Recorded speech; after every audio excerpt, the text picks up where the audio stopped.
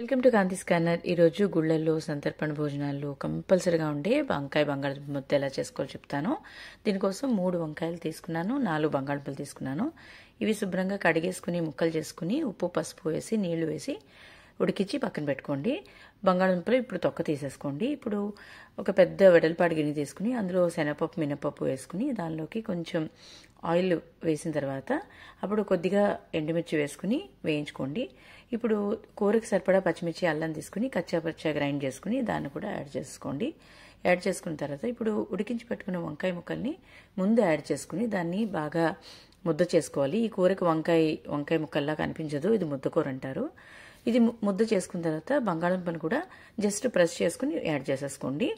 So next process అంతా second వీడియోలో చెప్తాను ఎలా చేసుకోవాలో. ఇది మనం చిన్నప్పుడు గుళ్ళల్లో తినే కూర టేస్ట్ కంపల్సరీగా వస్తుంది. ఇలా ట్రై చేయండి మరి. I hope you like this video and thanks for watching.